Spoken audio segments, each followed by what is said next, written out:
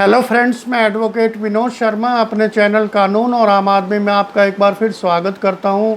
दोस्तों, आज की इस वीडियो में हम डिस्कस करेंगे रोड एक्सीडेंट के सेक्शन 279, 337, 338 के एक ऐसे केस के बारे में जिसमें दोषी ड्राइवर को 26 साल बाद दुर्घटना के माननीय सुप्रीम कोर्ट से राहत मिली है। तो दोस्तों, क्या पूरा केस था, क्या इस पूरे केस के फैक्ट्स हैं, ये सब मैं आपको इस वीडियो में बताने जा रहा हूं। तो दोस्तों, वीडियो शुरू करने से पहले मेरी आपसे रिक्वेस्ट है कि आप मेरे चैनल को सब्सक्राइब करें। अगर आपको वीडियो इन्फॉर्मेशन अच्छी लगे तो उसे लाइक और शेयर करना मत भूलें और बेल आइकॉन का बटन भी ज़रूर प्रेस करें ताकि जब भी मैं कोई नई वीडियो पोस्ट करूं उसका नोटिफिकेशन आपके पास उसी वक्त आप पहुंच जाए। तो दोस्तों, वीडियो शुरू करते हैं कि रोड एक्सीडेंट के केस में अंडर सेक्शन 279, 337, 338 के तहत एक कन्विक्टेड बस ड्राइवर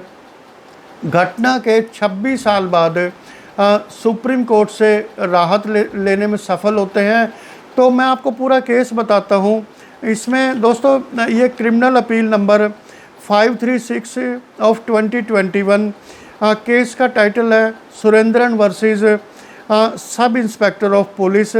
और इसमें जो कोरम था, honourable mister justice Ashok Bhushan, honourable mister justice Vineet Saran and honourable mister justice MR Shah की बेंच ने ये जजमेंट दिया है। एक्चुअली दोस्तों, ये एक अपील थी जो माननीय सुप्रीम कोर्ट में फ़ाइल की गई थी हाई कोर्ट के जजमेंट के ख़िलाफ़, जो 1/9/2015 को आई थी, जिसमें जो अपलेंट है इसमें बस ड्राइवर, उसकी क्रिमिनल रिवीजन को डिसमिस कर दिया था माननीय हाई कोर्ट ने।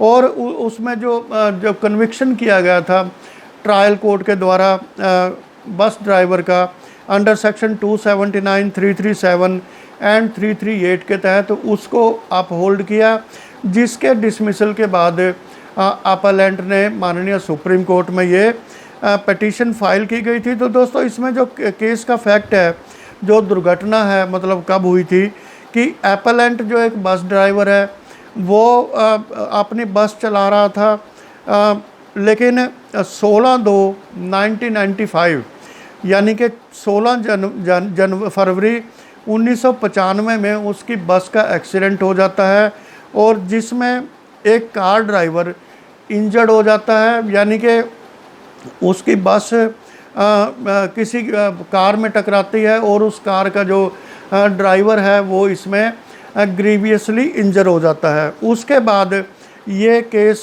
कोर्ट में पहुंचता है, ट्रायल कोर्ट में। जो जुडिशल मजिस्ट्रेट फर्स्ट क्लास है वहां पर चार्जशीट फाइल की जाती है अक्यूज़ के खिलाफ अंडर सेक्शन 279 यानी कि driving negligently and rashly, 337 causing heart by negligent act, 338 causing grievous heart by negligent act. और उसके बाद जो है पुलिस इसमें चालान पेश करती है। तो इसकी जो जजमेंट आती है वो मैं आपके साथ शेयर करूं।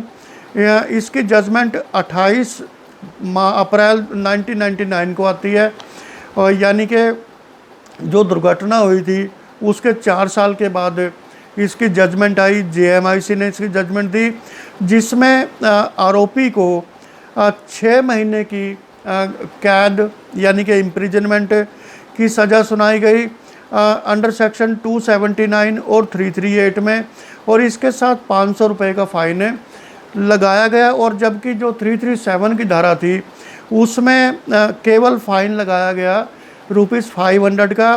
तो इस जजमेंट के खिलाफ अपलेंट ने सेशन कोर्ट में अपील की, जो कि डिसमिस हो गई 29/5/2003 को। उसके बाद अपलेंट ने क्रिमिनल रिवीजन फाइल की हाई कोर्ट में, जो दोबारा रिजेक्ट हो गई 1/9/2015 में। और जो हाई कोर्ट ने ट्रायल कोर्ट के सज़ा के ऑर्डर को अपहोल्ड किया। उसके बाद ये जो बस ड्राइवर है ये एक SLP फाइल करते हैं माननीय सुप्रीम कोर्ट में, और सुप्रीम कोर्ट में SLP फाइल करने के बाद अपेक्स कोर्ट के द्वारा एक नोटिस इशू किया जाता है रेस्पोंडेंट्स को 1/8/2016 कोई भी रेस्पोंडेंट इसमें पेश नहीं होता। और जो ये SLP होती है, ये केवल जो है ये सेंटेंस पर इस पे विचार होना था, यानी कि कन्विक्शन पे विचार नहीं होना था। तो इसमें जो एपेलेंट की तरफ से कंटेंशन दी गई कि मैं जो है घर में अकेला कमाने वाला हूँ और पुअर फैमिली से बिलोंग करता हूँ, मेरे 4 बच्चे हैं, वाइफ है घर में, उनकी पालन पोषण मुझे करना है।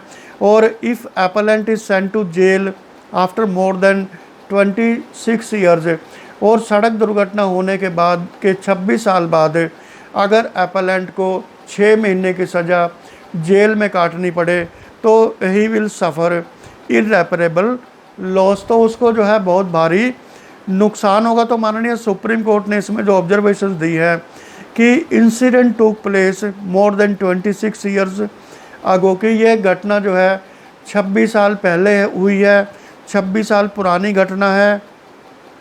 It appears that appellant was throughout on bail, और ऐसा लगता है कि एपेलेंट शुरू से ही बेल पर रहा है और उसने ज़्यादा कस्टडी नहीं अंडरगो की है।